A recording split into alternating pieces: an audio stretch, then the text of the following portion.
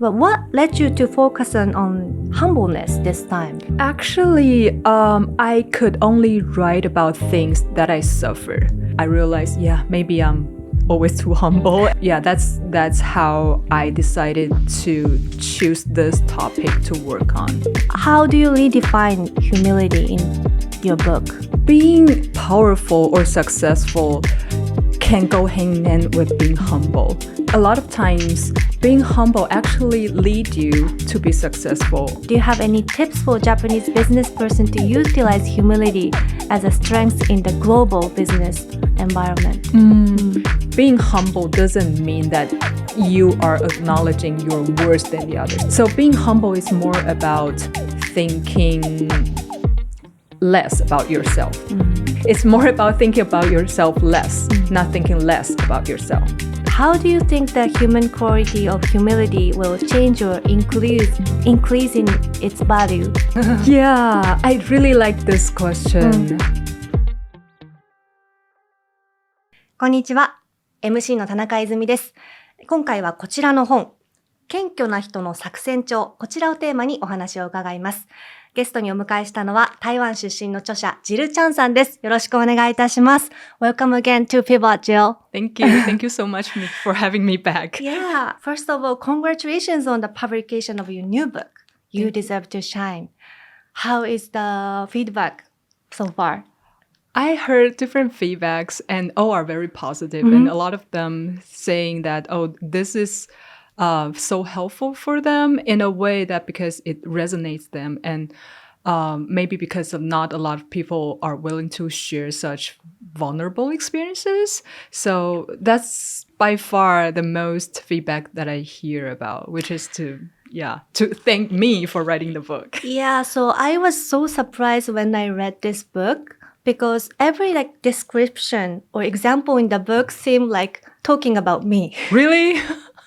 Yeah, well, to be honest with you, I'm an introvert and I think I'm a rather humble person. Right. So it is a business book with a lot of scientific data, but at the same time, I felt it was like an essay and an anthem for, people who are too humble. Oh, Yeah, so thank you so much. it was really encouraging and it empowered me a lot. Thank you so much. Yeah. That means a lot to me. So could you please tell us what inspired you to write this book after the great success of your previous one, The Quiet is a Superpower?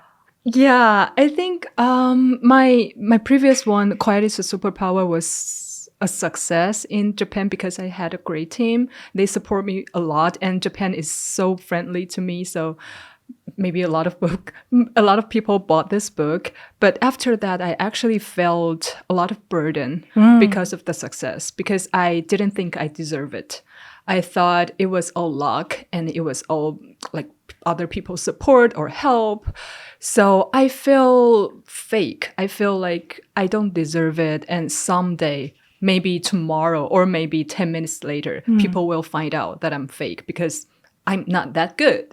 So for 5 years, I couldn't write anything. I struggled a lot with writing. I used to love writing, but after the success, I couldn't write anymore because I was just afraid of anything.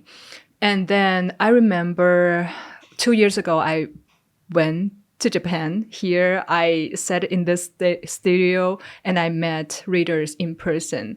And that was the first time I feel like I was able to do something because I looked into people's eyes and I heard their feedback. Although we spoke different languages, I felt so much encouragement from them.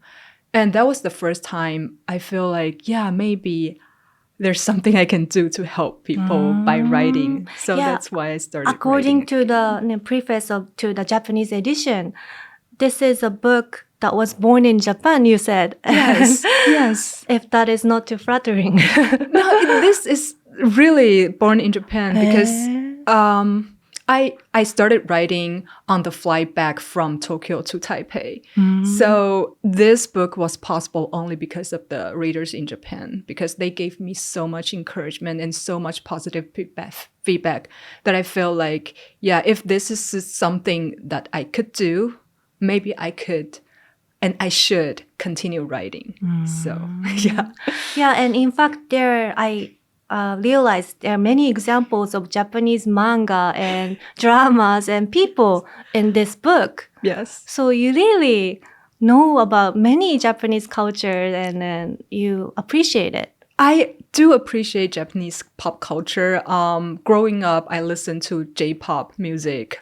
In my generation, I'm Obasan right now, but in my generation, it was more Amuro Namie and then same. Okay, Yes. Okay, so yeah, and it also manga too. Whenever I feel discouraged, I listen to Japanese songs. I watch Japanese movies or read Japanese manga. There was always a lot of energies and positive attitudes in Japanese manga. So that's how I grew up. And I was heavily influenced by Japanese culture.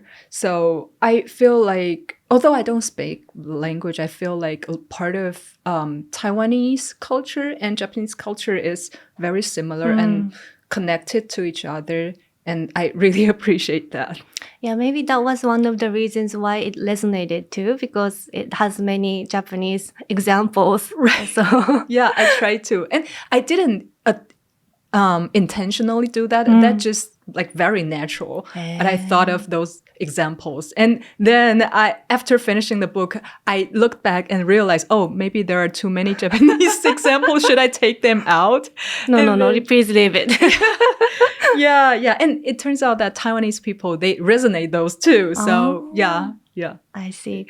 So last time you focused on introverts. Right. But what led you to focus on humbleness this time? Actually, I could only write about things that I suffer because that way I could write more in depth and provide more personal experience. That's the only way I know to write books. And being introvert is one of my lifetime lessons because I was always too shy. I was always too quiet. So I wrote the first book. And then after a long break from the first book, I kept thinking, what else can I contribute to the world through my personal experience and my knowledge? And then I realized, yeah, maybe I'm always too humble and I still suffer from that. I don't think I'm good enough and I don't think I deserve everything. So yeah, that's how I decided to choose this topic to work on. So for you, what does a humble person look like? Like you and me. A lot of people think we are successful, like we look okay, like we have okay jobs, we make okay money, and reputation wise or life overall, we look okay. But deep down, we know that, oh, this is not good enough for me and I don't deserve it because I'm not good enough. And I'm afraid of failure. I work extra hard to maintain this superficial life that everyone sees me okay. But deep down, I know this is not the real me. I know a lot of external attributions to my seemingly success. So, I think humble people for me is a person who plays ourselves less, not so central in the group. And also we listen to others, we respect the others, and we also reflect a lot. So for me, that's how humble people work. Yeah, so to be honest with you, I have more or less the imposter syndrome that you talk about in the book. I have been feeling a little bit of stress because when I first decided to interview with you and start searching about you, I saw on your X post that the top post was the interview with the PIVOT last time from 2 years ago. So I thought, that time must have been a really important time for you. So I kind of felt stressed. Why? Yeah, that's where the imposter syndrome comes out because we care too much about like comparing to others. Like you compared your interview with the previous interview, but you don't have to, right? The only thing you can control is really to make sure that you work hard, prepare on this interview, and then have fun, right? There's nothing to do with the previous interview. So even though, I don't know, maybe for example, the interview may go wrong and may go not as perfectly as you imagined, or maybe the views are not so many. There will be so many questions and doubts, right? But those are the things you cannot control. Just like I always talk to myself, I just focus on the things I can control. I prepare my work and I go there and I have fun. And that's it. Right.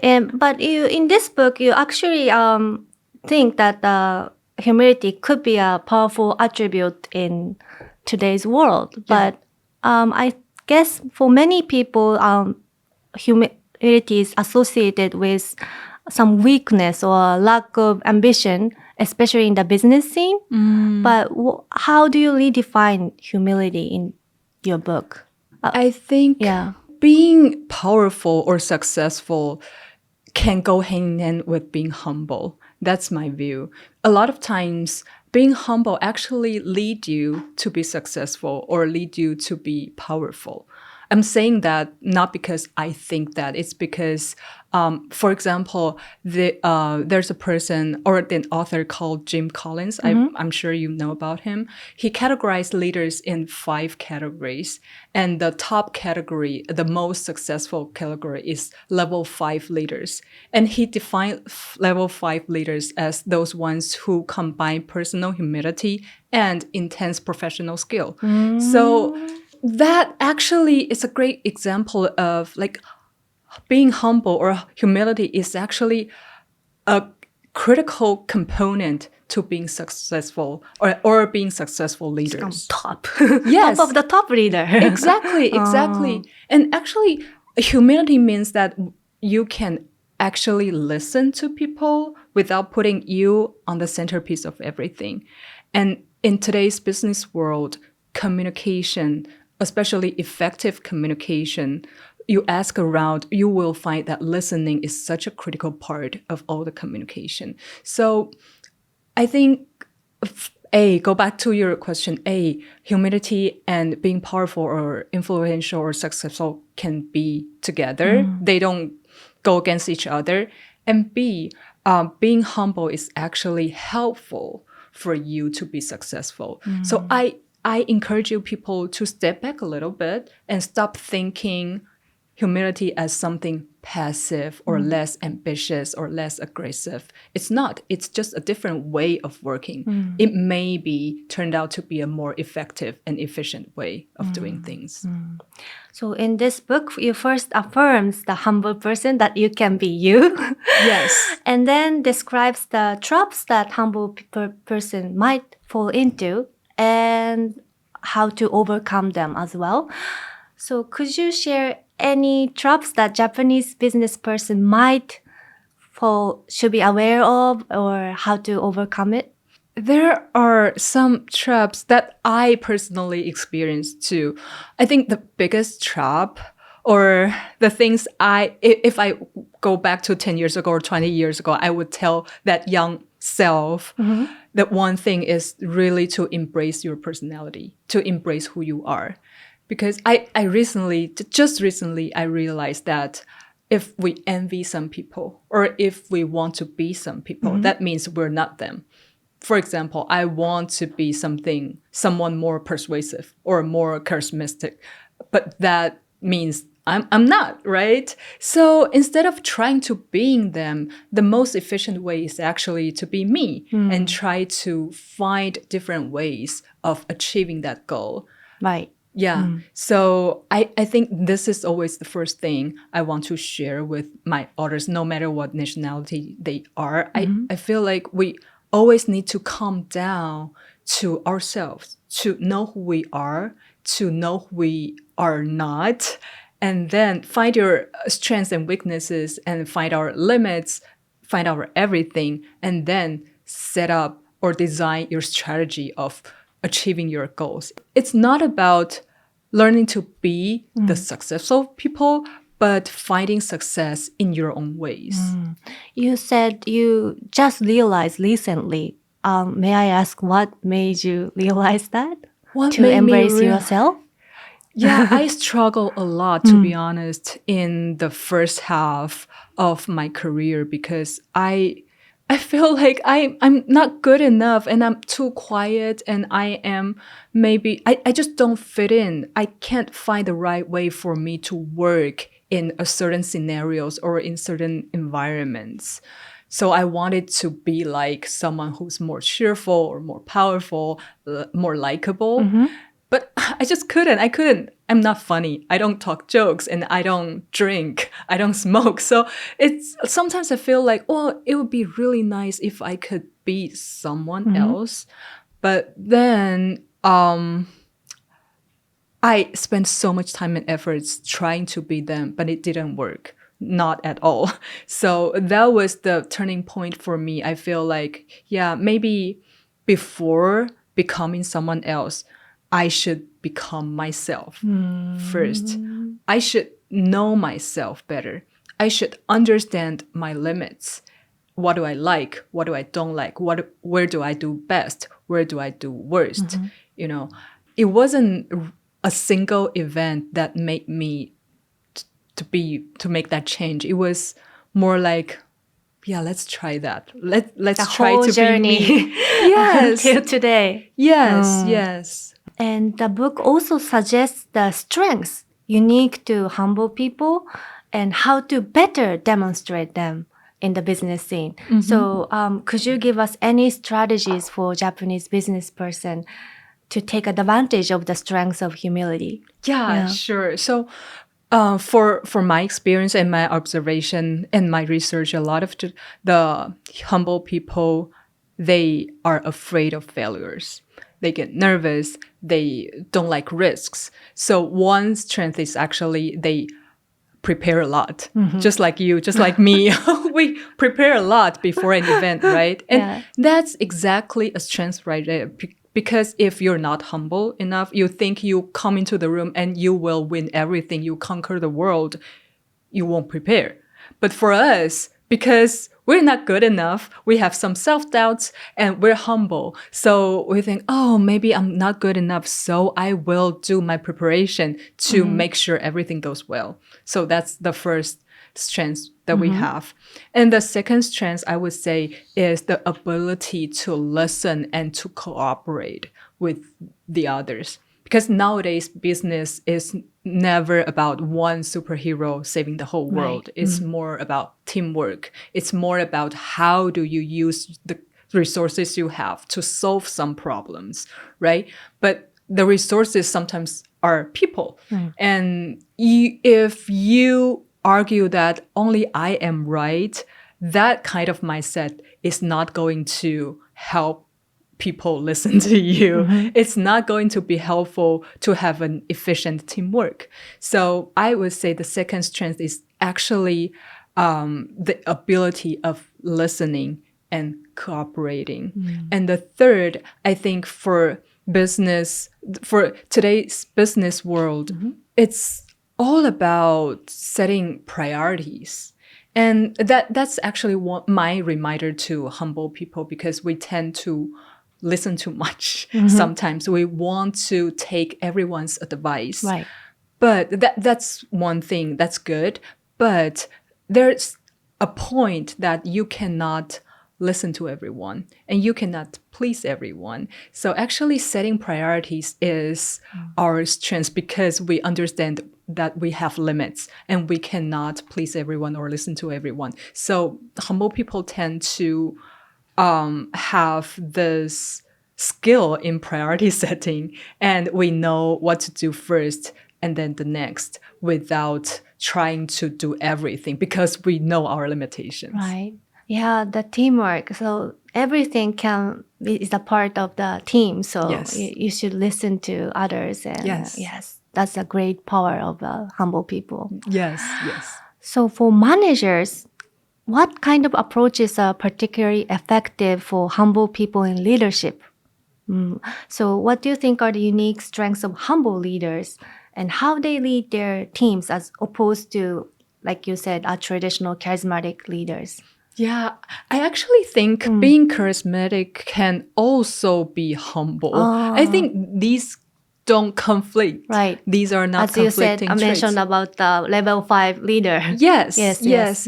I think it's more about, like, I used to think there are geniuses who doesn't need to listen to people. For example, Steve Jobs, right? Like, he is the god of the universe, and he has such a great vision that everyone follows him, and then it turned out that he was correct. But I think even for geniuses, they need people to support him. They need a team to support, right? And for managers, even like no matter you're a genius or not, you need people to support you. So being humble means being able to listen to people, to be open-minded to different ideas, and then to be able to work flexibly with the other people, even though they don't always agree with you. And for me, that's very essential for today's managers, because having that flexibility and having that power to communicate with people is critical in bringing the team, bringing the company, bring the organization together and move toward the same direction. So I feel being charismatic is like, sometimes of course, it's very helpful, but at the same time, I feel like if they are, it will be more helpful if they can also listen to the others and make up a plan, and then also be adaptive to changes and to different opinions with that plan. With that, I think leaders or managers can be more effective. So I would like to talk about your previous book and this book as Sure. well. So your previous book, Quiet is a Superpower, resonated deeply with especially introverted people like me. Like me, yes. So, I'm a former NHK announcer and have done countless interviews, but I still, before the interview like this, want to arrive at the venue as early as possible. I want to know as many things about you beforehand, etc., etc. Anyway, how do you think this work, You Deserve to Shine, develop or differ from the themes of your previous book? I think this, the second book, it expands beyond introverted people. As I interview different people, and I realize a lot of extroverted people, they suffer from self-doubts too. They don't think they're good enough either. Even they're extroverted. Even they're very outgoing and they enjoy attention. But when they came home, they realized, okay, maybe this is fake. Maybe people will find out that I'm fake. Yeah. So I think at first level, I feel like this book actually origins from introversion, because that's from my own experience as an introvert. I feel self-doubt all the time because I don't think I have the right personality. But then I realized it's actually applicable for extroverts as well. Being an extrovert doesn't mean that they are confident as we see, and doesn't guarantee success.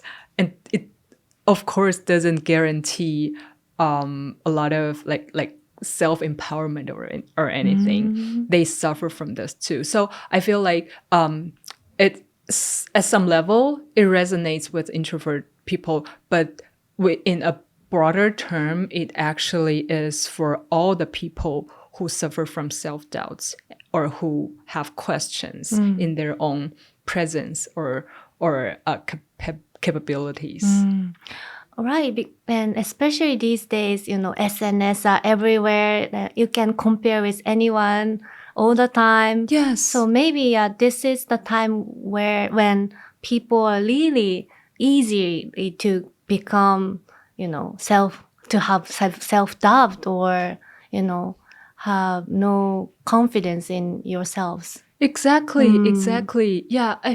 SNS, that's super powerful because it actually provides very instant feedback. You know that, people like her more than like me by counting the likes, right? And I just don't think that's necessary for everyone's everyday lives because we don't need that much comparison with the other people. And to the extent that we care about the other people too much, then care about ourselves.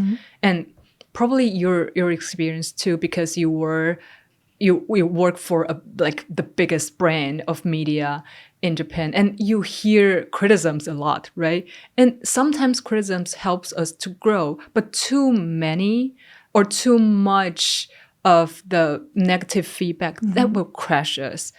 I personally experienced the same thing. Like, I'm a published author and some people think, oh, you're a best-selling author, so you must be this and that. But that's just not me. And well, it's part of you, but not everything, eh? Exactly. Yeah. And sometimes I even feel like, okay, I don't know you. Like on SNS, people share criticisms about me, but I don't even know them, and they don't know me either. So I was like, what's your position of saying so many bad words about me? And you don't even know me, you don't know my family, you don't know how I grow up. And I also feel like people are more aggressive on the internet. Easy to write comments anytime, Yeah. so yeah. Yeah, like when I have face-to-face meetings with people, they don't never do say that, that. but they would go back Right. at home and then Yeah. saying bad words Yeah. about you. I used to care that a lot until one day one of my friends told me that you are mistreating all of your friends by doing that. And I was like, why? And he says, because you care too much about the haters and you don't care about those who love you enough. Like, we as your friends, we love you, we give you support, but you only care about the haters who share criticisms about you. What's that? And I was like, yeah, that's so true. I should pay more attention to the 95% who loves 95% of people who love me, and I should not pay so much attention about on the 5% people who hates me. So yeah. So that's how we should be really careful about the voices on SNS. Yeah, I really like your reaction, and I will do that from today to care more about the people who love you. Yeah, they know you. Not people whom I don't know the face of, or who I never met. Right, exactly. It's hard, but it's very worth trying. And Jill, you're from Taiwan, but are active in a global environment, including the US. How do you feel the difference in the way humility is perceived and evaluated in different countries and cultures? I feel like it, especially like my experience might be limited, but from my own experience in the US, I feel like they encourage people more, especially encouraging people to speak up and stand up, to express your ideas, no matter if it's validated or not. You need to say something. Right. You need to express something. Otherwise, they may think that, oh, you don't have any idea, or you're slower, or you think slower, or you just don't have anything to say. But here in Eastern culture, I feel like we have more flexibility and for more space for people who think more than they speak. Yeah, I feel like humility is more, it is a virtue for all cultures, but in everyday life, especially in a business setting, I feel like Eastern culture has more space for deep think and for reflection and for group discussions and decisions instead of like in Western culture. Whereas in Western culture, it's more like you need to say something first. This may be a little off topic, but what are your thoughts on the D&I now that it is in somewhat retreat, especially in the US, considering that humility is part of diversity? I believe that the society is good when there is variety and every types of people are respected. I think that's a good way of making the society as a whole a better place. But again, I feel like with SNS and with politics and everything, it's making people think that sometimes being controversial is good and sometimes having conflicts is good. I'm not saying being controversial or having conflicts is bad, but it's more about the cost. If having conflicts or having chaoses in the society is costing too much to society, then we need to rethink, is it worth it? Even if it leads to great discussions and good development, is it worth it? That's what I think. So I still think that a healthy society needs to respect different kinds of people and needs to have a space where different kinds of opinions can be shared and a solution or a discussion can be happened while having the input of different people. And right now, I feel like with a lot of influences, opinions are being polarized. Like you can either choose one or the other one. You either love me or hate 0-100. me. Yes or no. Yes. And personally, I feel like I'm not sure if that's a good direction, but I personally love harmony and coherent better than having conflicts. But I'm not saying that having conflicts is a bad thing. I'm just saying that maybe sometimes we need to evaluate the costs of having those conflicts. Do you have any tips for Japanese business person to utilize humility as a strength in the global business environment? I think there are lines that I would really like to share with humble people. The first line is to differentiate seeking excellence versus perfectionist. I think a perfectionist is more about fear. Like, I don't want to fail. I fear about the risks. But seeking excellence is more like, I want something to happen. I want this to be successful. So I Make want it that. better. Make it better. Yeah. It's not about fear. So this is the first line I want to share with the humble people. I hope people to draw that line. And the second line is to draw between being humble and being self-deprecating. I think by definition, you can see being humble means that you are not exaggerating your achievements and you are not being reckless about everything, including others' opinions. But that doesn't mean that you need to put yourself in a lower place. I think this is especially for our culture. Yeah, you have to have an objective. Yeah, you have to see it as an objective fact. Exactly. Not subjective. Exactly. By your feeling or yes. how you see yourself. Exactly. And especially in the global setting, because it's now like Western culture is leading. So we feel like, oh, we're from an Eastern Asian culture. We're not that good. So we put ourselves in a lower place. We follow people and we listen to people's opinions, especially when they're from a Western country. But I don't think that's necessary, because being humble doesn't mean that you are acknowledging you're worse than the others. You're not. In fact, you're not. You're as good as they are. And maybe in some scenarios or to some extent, you're even better. So being humble is more about thinking less about yourself, right? It's more about thinking about yourself less, not thinking less about yourself.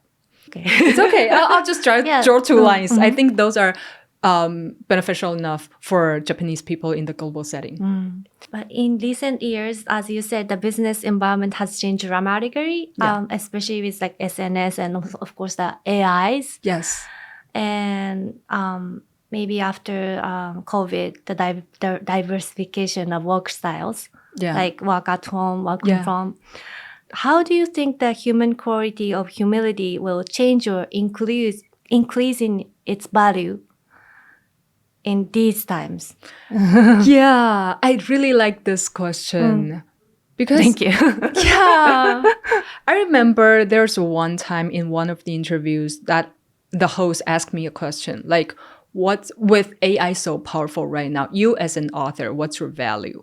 Like AI can write a book that's faster than mine or it's better than mine. So what's my value? And that question I thought a little bit. And then I answered, maybe it's my vulnerability because we as human, we have self-doubts. There are moments that we feel vulnerable. We feel weak. We need support. But AI would never need those. No time to pause. Exactly. And human makes mistake. We make mistakes. So sometimes we'll feel defeated. We'll feel vulnerable because we know that we're not good enough. But AI, it will never say I'm not good enough. It only will say, oh, I cannot answer your question right now, or I need more information, more data. And I feel like the vulnerability, the self-doubts, or the things that we think that are not so good are actually the things that make humans. And that's the value Yes. of us humans. Yes. Yes. Because we have those self-doubts, because we know we're not perfect. So there are things we can do.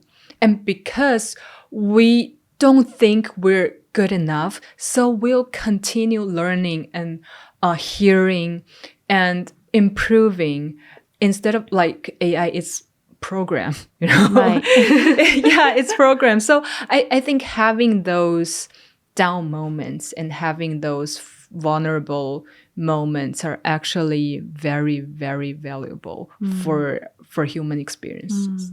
I know these two books were born after your long self journey. Right now, how do you feel about your own humility and how do you deal with it? Oh, I still struggle from time to time. I'm not perfect and I don't know everything, but right now I reached to the point that I can comfortably say that I don't know everything.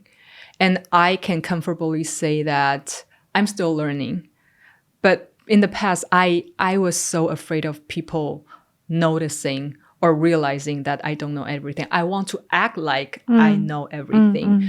And now I still feel that struggle, but also at the same time, I can share that publicly. I can comfortably say that, oh, I sometimes I don't think I'm good enough, but that's part of me. I'm trying to embrace that. And I'm trying to set a line where those vulnerable moments or those self-doubts, it doesn't eat me.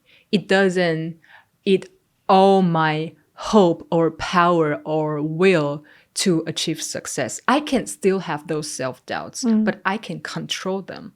Like sometimes when they go bigger, I have strategies to set them down and say, okay, you stay there for a while. Now I'm going on a very important interview and I'm going to have fun. But after that, let's talk about it. I will deal with those self-doubts later. So I think currently I still have those moments, but I have learned to coexist with them. Could you elaborate more on that? How are you able to cope with it? Yeah. So I have some tricks. The first strategy that I keep is that I write journals. Like every day, if I do something good or successful or didn't fail, I wrote it. It can only be 3 points a day. And it can be things that really, really small. For example, people say that my earrings are good. So I wrote it down. Or sometimes my boss said, oh, the temperature of the tea is perfect. Yeah, I write it down like, oh, I made perfect tea today. Oh. Yeah, and that's actually my bank of power. And whenever I feel challenged or feel frustrated, I go back to the previous things, go back to the journal and see the things that I did good. So I know that I am still worthy. I can still do things well. That's my first trick.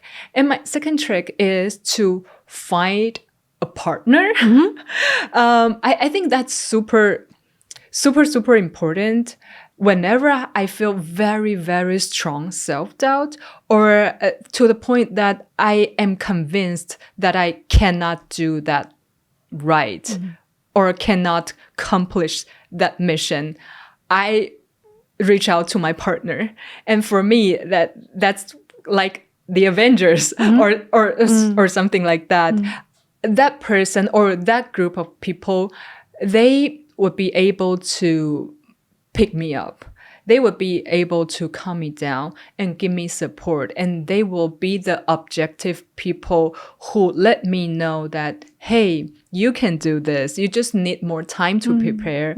Or you can do this because you've done it before. You probably don't think so, or you don't even remember, but we do. Here's how, here's why, here's the evidence. See, you made it. And then this time you can do it too. And think having that alliance or having that tribe behind you to support is super critical. Because when we're in the ocean of self-doubt, sometimes it's very overwhelming. And we cannot have the objectivity of like judging our own capabilities or capacities. Right. But having that third party, having that fresh set of eyes is actually very helpful in like saving us, dragging us out of the ocean of turbulence. And be your own cheerleader.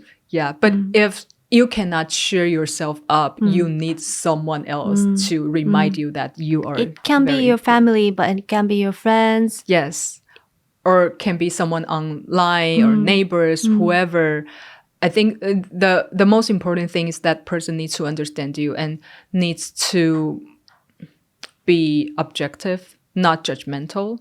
And then you also need to find someone who's trustworthy because you are showing your most vulnerable moments with them. You don't want someone to be like, oh my God, you're here, you are again. I told you, like you're always like, when can you grow up? You know, we don't want comments like that. We just need pure support. Right. And that's it. Right. Yeah. Thank you for sharing the tips. The other tips, please read the book. But yeah, we are running out of time. But please do give us a final message for the humble viewers of PIVOT. Yes. I really think humility is such a powerful and strong weapon. It's more about how we use it. So I really encourage people to see your personal traits as a strength, or at least from a neutral view, but not criticize yourself first.